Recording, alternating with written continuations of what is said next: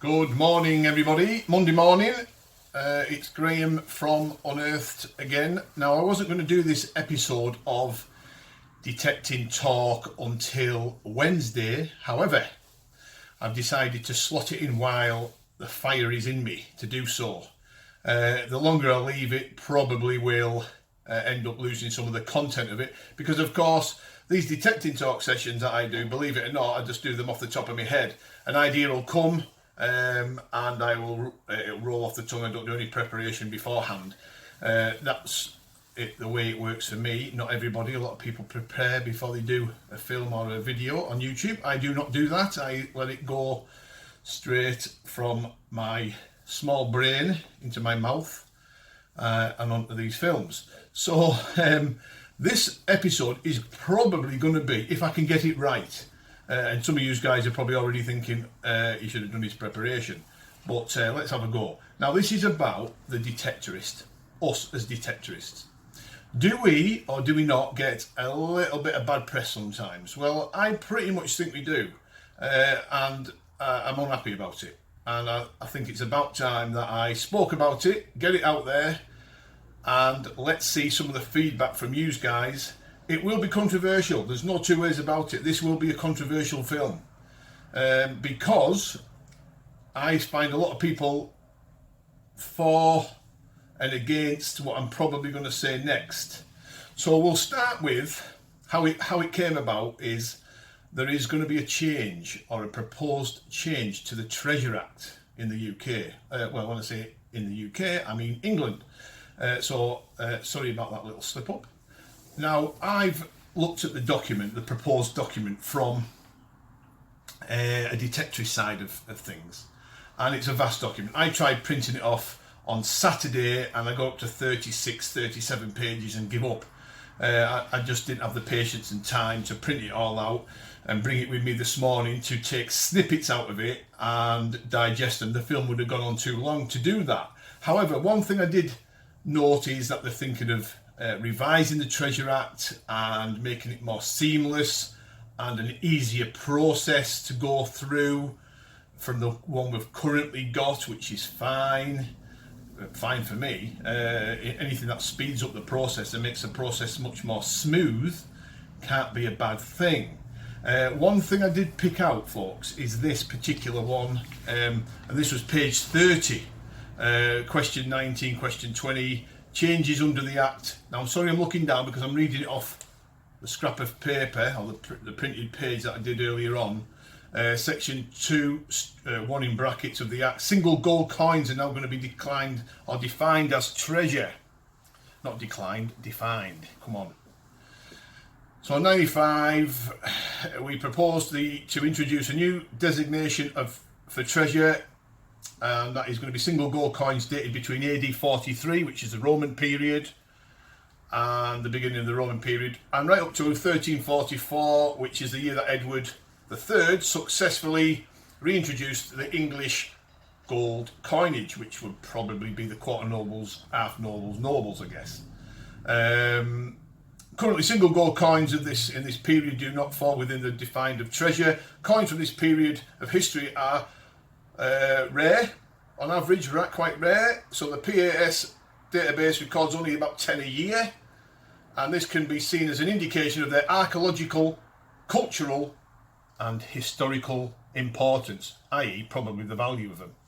You know, if somebody finds a half noble or a noble of Edward and it falls between that in that period, it's going to be worth a few quid. So that's probably what's maybe driving a little bit of it. The cynical side of me thinks. Many of these coins would have been interest to museums. This is where I got not angry but frustrated slightly, and I'm going to touch on that in a minute. So many of these coins would have been of interest to museums, but only 8 of 255 coins from that period have been acquired over the last 20 years, meaning that the person that's found them, or either split it between the landowner or they've kept them. Including a very rare Anglo-Saxon gold shilling from Wiltshire, which was eventually bought by a museum, but was unrecorded up until that time. We propose to include all gold coins of whatever origin within these dates as their rarity as an indication of the lack of gold coins in circulation at that time. The aim of this proposal is to focus on the resources of the treasure process and preserving rare and important gold coins for public view without bringing more common coins within the definition. Now that's fine. If they're thinking of this proposal going through of making single gold coins between AD 43, 1344 as treasure, then let's hope that they don't do what happened to me. I found 2013, we'll go back to 2013, detected on a particular field, and I was lucky enough to find a gold Roman coin, a solidus, I think it was a Julian, the second or something like that, and it had a little gold lip at the top, a little gold, tiny little gold hoop, which defined it. Although it was a Roman gold coin, the Saxons must have had it in the wisdom of the Portable Antiquity Scheme and the Treasure Act. Said the Saxons have had it, and they put a loop on it, and it was a Saxon gold pendant. Turned from a Roman gold coin to a Saxon gold pendant. I ended it in as treasure, like a good detectorist do.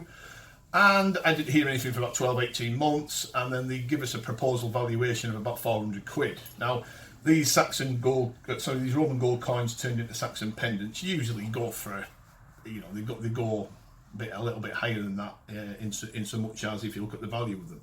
And I'm not bothered about the value of it. However, they valued it at 400 quid, proposed value, and then a couple of months later or 6 months later, it come back as a value of 250 quid. It dropped.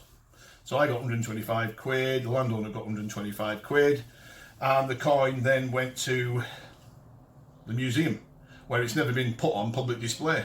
Now, what annoyed me about it is this, and again, it isn't about the money with me, personally. I'm not bothered. But I do draw the line in thinking that these certain items of treasure surely have got to be valued correctly. And I think sometimes treasure is valued a little bit on the low side. Might get a bit of flack for that. I'm broad enough to take the hassle, but I sometimes think that the Detectorist sometimes, not always, sometimes gets a bit of a raw deal. But what really annoyed me about it was, it's never been on display.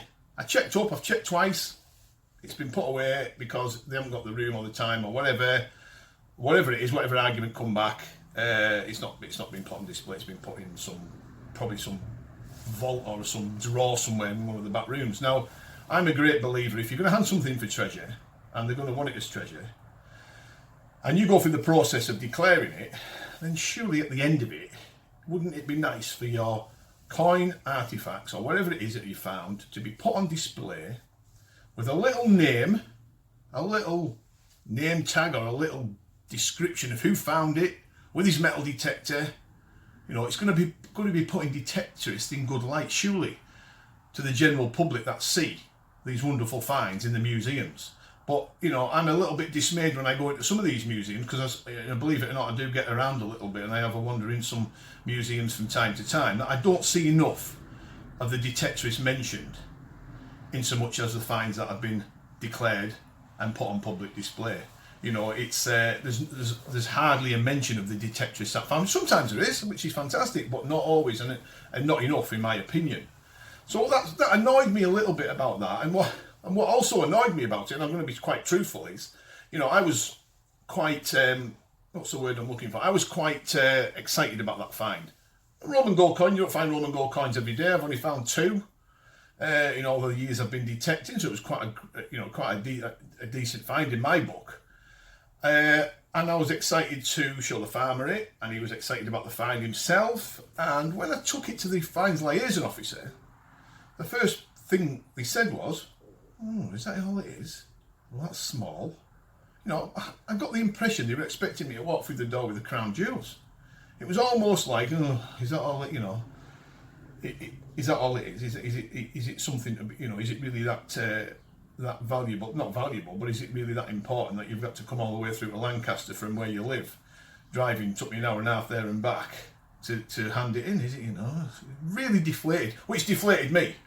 I went from thinking, God, I'm going to do a great thing here, and have this piece of treasure in, only to be sort of like deflated. Is that all it is, sort of thing. I just think they can tidy it up a lot. I really do. And of course, the proposal of the new Treasure Act and the way it's going to be jiggled around and everything else. I mean, it's out there for people to look at and put their opinions forward, and I'm sure the NCMD will do a great job in so much as you know, putting a response in, I guess, if that's the right word. But it went out to, apparently went up to the Daily Mail. Now, our admin team on Unearthed Facebook page put out the links, where they do a great job, put out the links to the public on there. There's 11,000 people that follow us. And it was Daily Mail, the Daily Mail paper. Some of you guys may read it. I don't personally read it, I don't rate it. But they put a snippet in, and a couple of comments came from the Daily Mail snippet that they put online, slagging Detectorists off. I mean, really slating Detectorists, saying, you know, they shouldn't be allowed to be detected, they shouldn't be allowed to be uncovering these coins and treasures. It should be left to the experts, not robbers, treasure hunters. It's a disgrace. Do these people really understand what we do? Do they really? This is going to be me ranting. For the first time in all the YouTube videos that you've probably watched, I'm ranting. I'm angry about it. And I'm not just talking about one or two comments. I'm talking about quite a lot of comments. People are actively having a knock at Detectorists.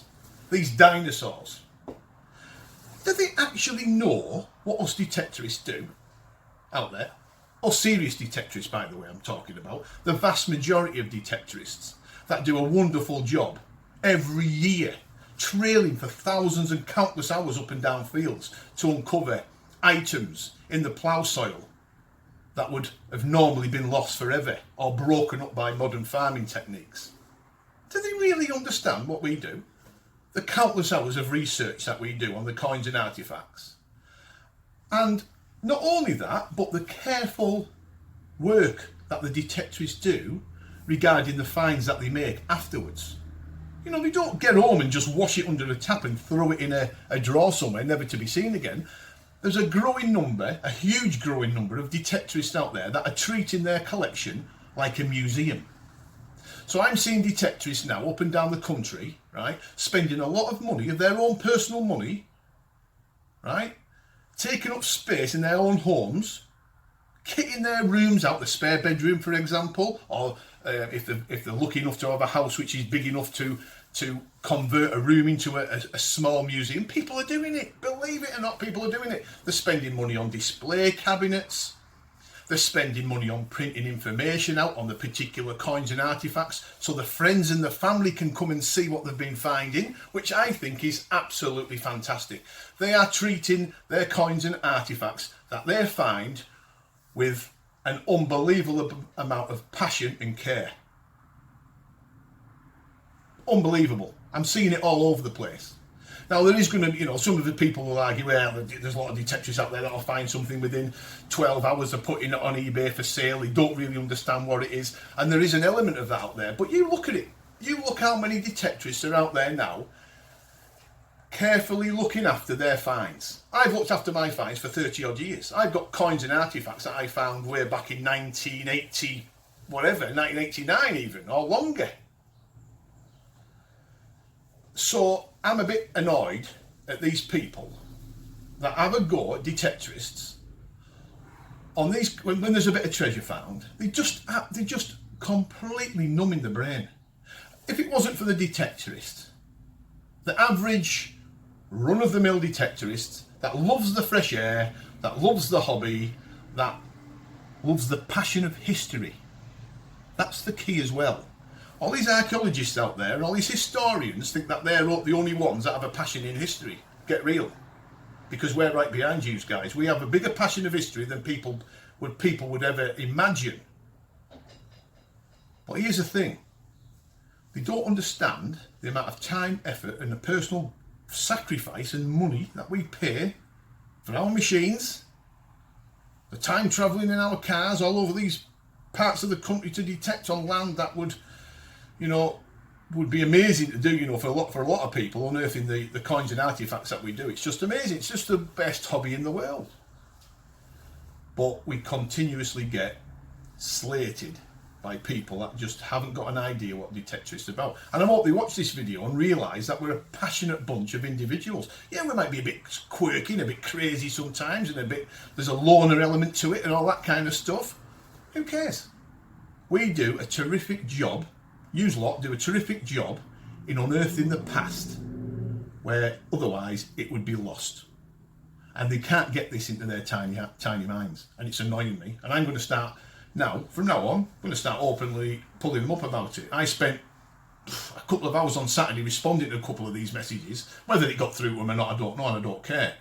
But we've got to start responding to these idiots that think we're grave robbers. I walk around for hours on end on ploughed land that the farmers turned over and brought coins and artefacts to light, and I pick them out in between all the iron. Absolutely cracked up to my eyeballs for 9 hours. Getting back home at 10:30 at night, exhausted when I roll out with the car because I've been driving 3.5 hours there, 3.5 hours back. They don't understand. And then the passion that goes on afterwards when you do your research and you find out how old it is. You carefully clean it without damaging it. You put it in your display case so your friends and your family can look at it and admire it just as much as you admire it. And then a couple of days later, you'll get the coin back out and have another look at it because you can't believe you found it. You can't believe you found that Henry VIII groat or that Saxon penny. It's amazing. But there is this side of the detecting hobby needs tidying up because there's too many people out there having a knock. You know, I know, the Staffordshire Horde, for example. That Detectorist went on there, right? The farmer said he won't find anything. Go on, but you won't find anything. He uncovered one of the most amazing treasure hoards this country's ever seen. If it wasn't for that Detectorist, that stuff would still be lying on there, getting broken up every time the farmer potentially ploughed or did anything with that particular land. The Midland Jewel, the Midland Ring, the Hoxton Hoard, all found by Detectorists. Do they not realise that it's us that's finding all this treasure, so the general public can go out there and see it in the museums? It's absolutely crazy. So let's have some response, folks. What do you think? Do you think I'm right in ranting about it? Do you think it's a bit petty? I mean, I'm a great believer of this. If people find a bit of treasure, by law, they're entitled to half that value of that coin or artifact. Or coins if it's a hoard. A lot of people saying they shouldn't be given anything. Why not? They've worked hard for it as a detectorist. They've spent their own money on the machines. Sometimes it costs thousands of pounds. And they're the ones that have trailed up and down the fields for countless hours and they found it. They're right to get a reward for it. Again, it's not about the money. A lot of people that get the rewards don't need the money, but they've got the chance for, they've been offered the money by law. They're going to take it, aren't they? It's crazy. It's absolutely crazy. So I hope some of you guys out there look at some of these comments that are being made by these idiots, and that's what they are, idiots, and respond to them. Because if you don't respond to them in the right manner, they're just going to do it all over social media and talk to their friends down the pub about it and everything else. They're just completely ignorant about what detectorists are and what they're about. And of course, there is an element of the hobby that's undesirable. But you tell me what walk of life there isn't undesirables in it. There's all sorts of idiots out there. You're going to, it's life. It's just the way the world is. But the vast majority of detectorists do the right thing and are good working class people that love the hobby. They have a massive passion for history and they look after their collections as good as some of the museums do. They are. That's exactly what they do. I'm going to be converting an area in my particular property for housing my collection so people can come and see it and admire it like I found it. I'm passionate about it. I want you to be as equally as passionate about seeing other people's finds as your own. And if that means personal collections, right, or museum collections, that's fine.